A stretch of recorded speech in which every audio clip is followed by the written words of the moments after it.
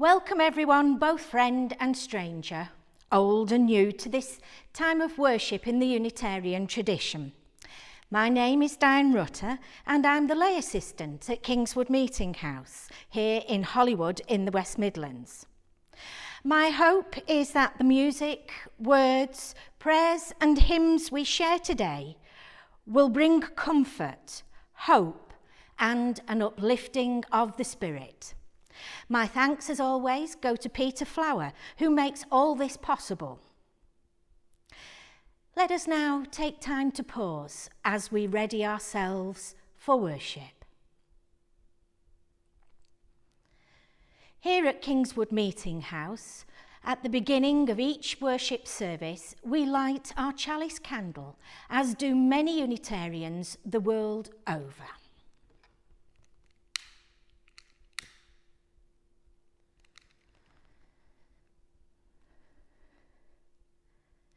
The time has come for us all to be together, no matter at what distance. So with cheerful notes, let us all begin.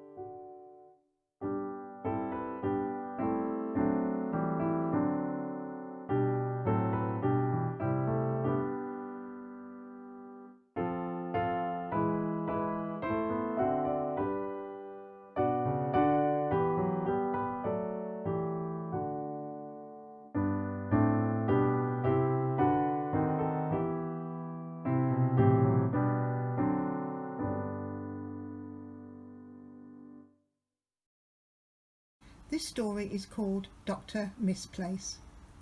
Dr. Misplace is charming but troublesome.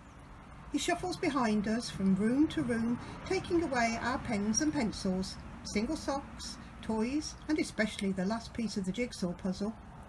He thrives on keys, important letters, and receipts. He loves small things of all kinds, and the recent invention of electronic gadgets, such as a television remote control, has provided him with a new world of opportunities for mischief.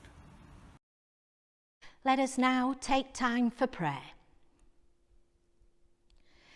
We breathe thy life, O God, as we breathe the air about us. Help us to breathe it more deeply. Amen. And I invite you to join with me in saying the words of the Lord's Prayer. Our Father, who art in heaven, hallowed be thy name. Thy kingdom come, thy will be done, on earth as it is in heaven. Give us this day our daily bread, and forgive us our trespasses, as we forgive those who trespass against us. And lead us not into temptation, but deliver us from evil. For thine is the kingdom, the power, and the glory, forever and ever. Amen.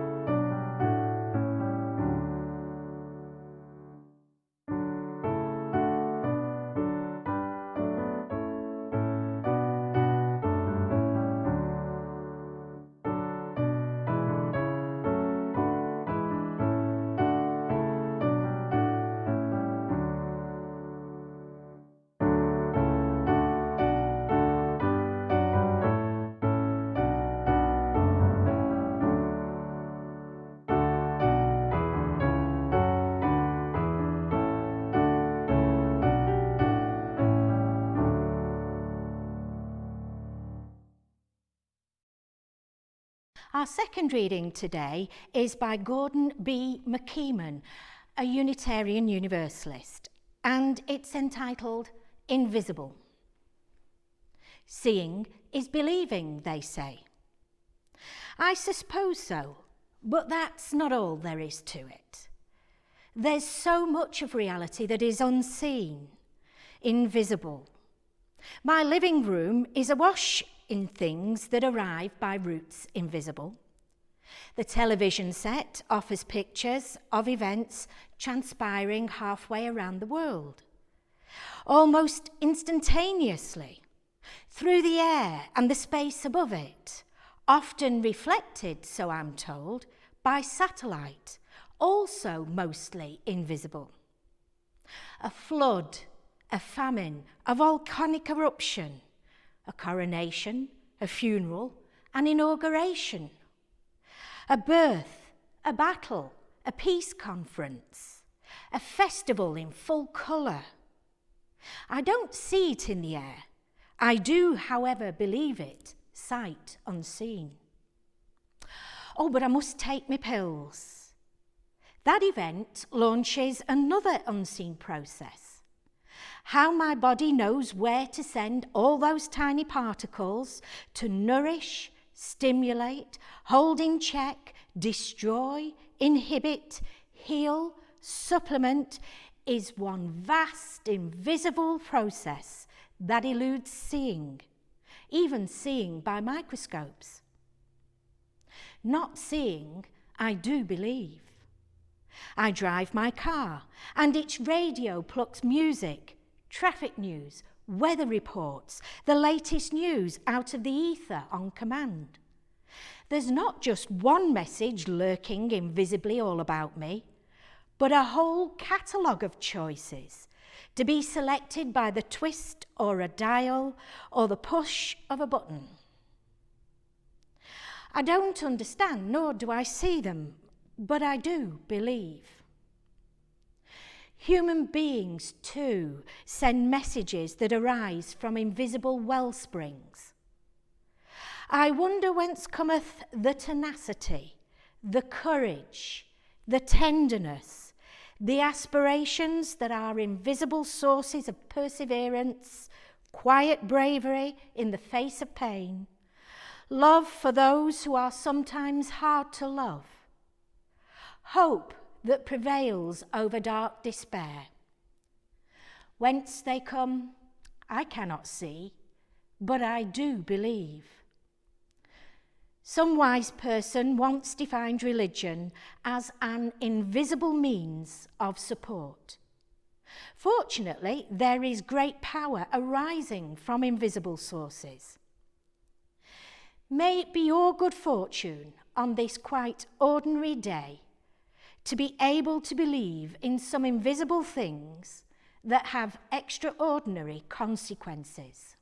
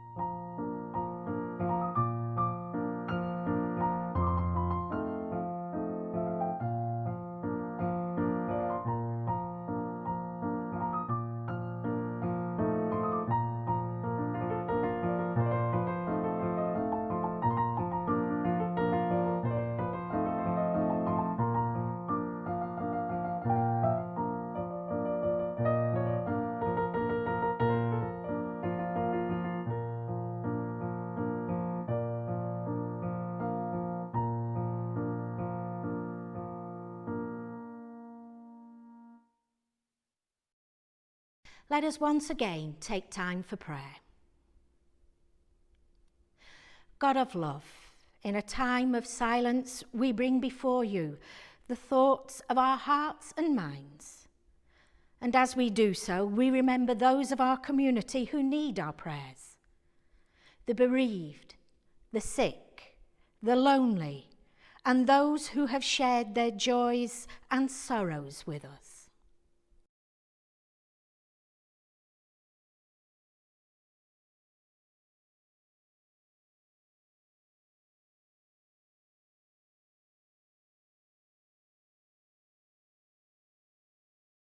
In life, its adventures, risks, and prizes, in the strength of the soul that overcomes all dangers, we rejoice in thanksgiving. In tasks that are hard, in work well done, in the skill of our hands, in experience, judgment of decision, we rejoice in thanksgiving. In knowledge, in joining fact to fact, in seeing truth in its beauty, we rejoice in thanksgiving. In the faces of those we love, in eyes that look kindly upon us, even when we fail, in those with whom we are at rest, we rejoice in thanksgiving. In the unexpected strength that comes to us in hours of weakness and despair, in hopes and fears that turn to triumph, we rejoice in thanksgiving. Amen.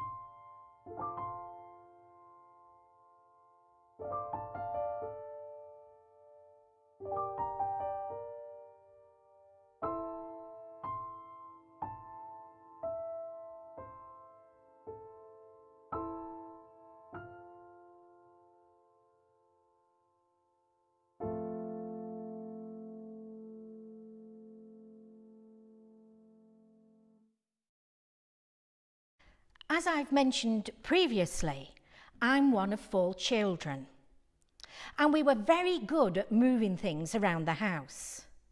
My mother often stood in front of us with her hands on her hips, or her voice would drift from another room saying, "Has anyone seen the so-and-so? Who's moved my such and such? Who's had it? Who did this?" And when no one owned up to having moved or spilt or broken something, the words, "I suppose it was Mr. Nobody again," would come.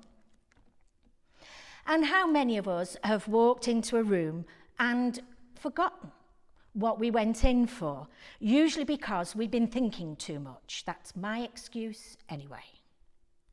I often look at my dogs and copy my mother saying, "Okay, which one of you two's had it?" And the poor things just look back at me perplexed. My maternal grandmother was brought up a Roman Catholic, but was apparently excommunicated in the late 1920s for marrying out. Well, she had a particular devotion to Saint Anthony of Padua when she was young. Now, the Roman Catholic Church holds Saint Anthony to be the patron saint of stolen or lost articles.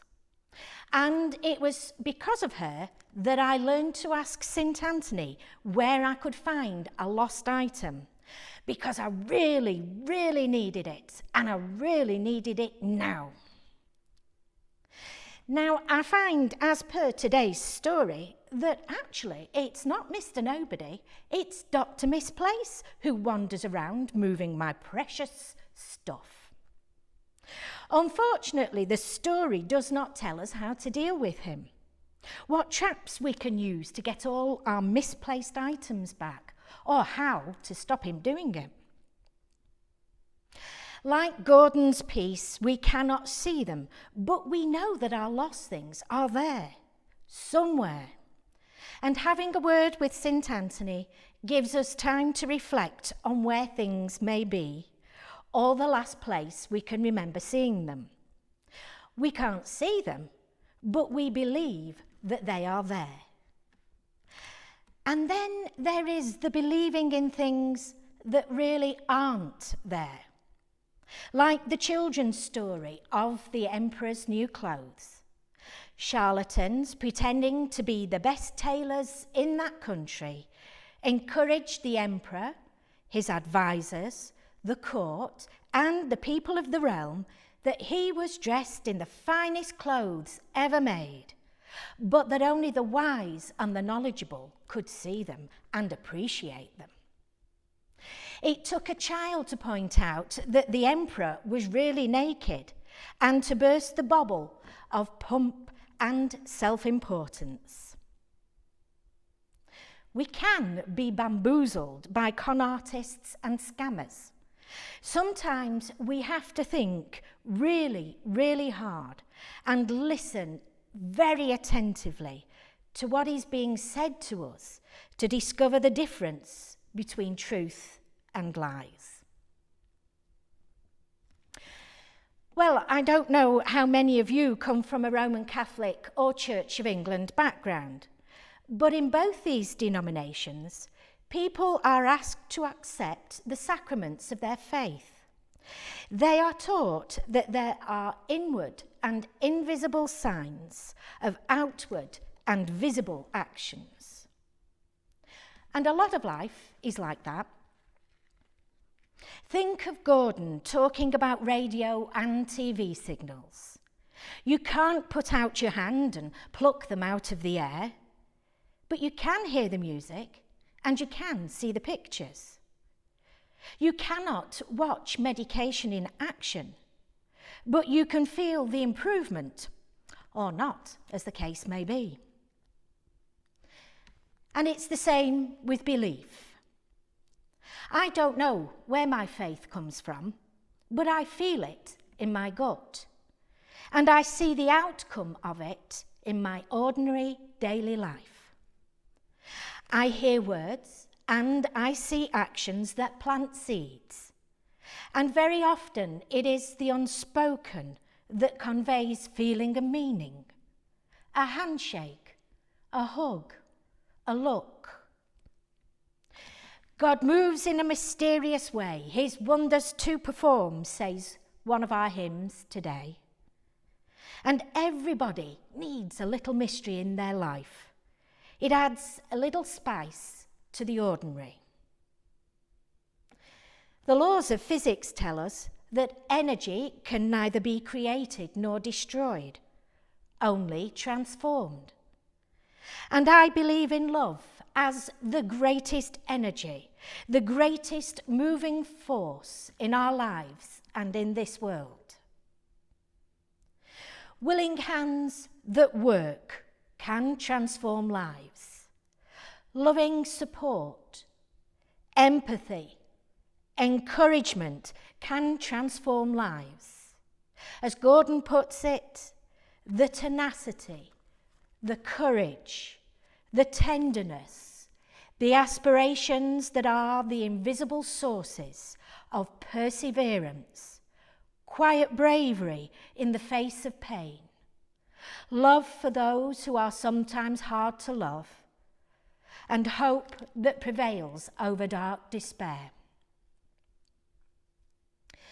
People do many things throughout their lives for which they will not live to see the outcome.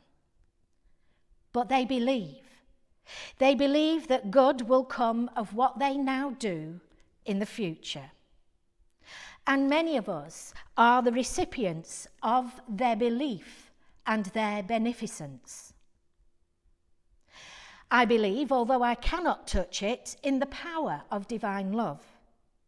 I believe that I see the outcome of its touch in the community and the world around me.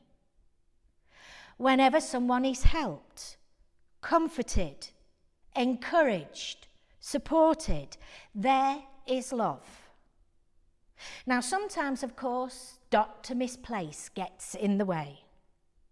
Sometimes it's hard to believe. I just can't find it in me. But then something I read, or some incident will occur, and it will restore my belief, my faith. Gordon McKeeman's reading came out of his book, Out of the Ordinary, which I enjoy reading because we all live ordinary, everyday lives.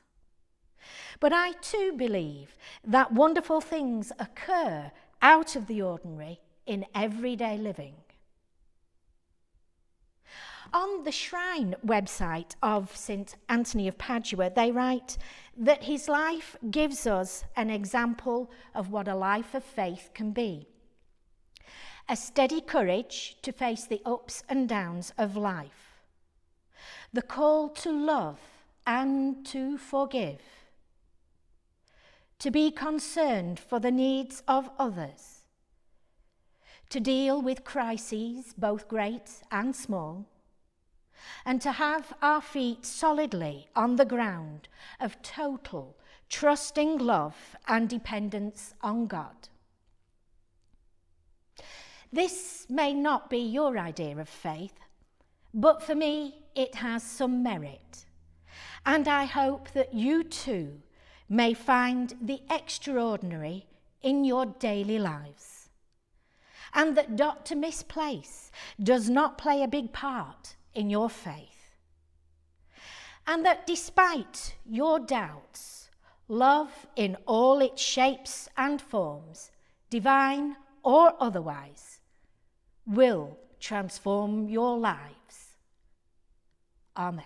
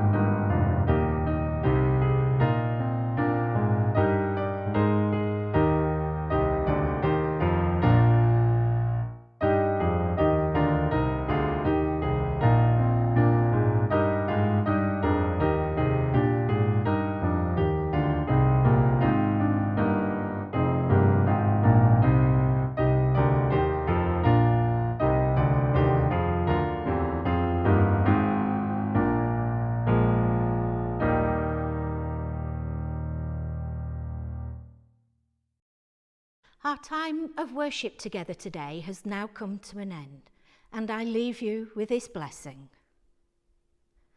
May the Spirit of God be strong within us and all around us, in everything we say and in everything we do.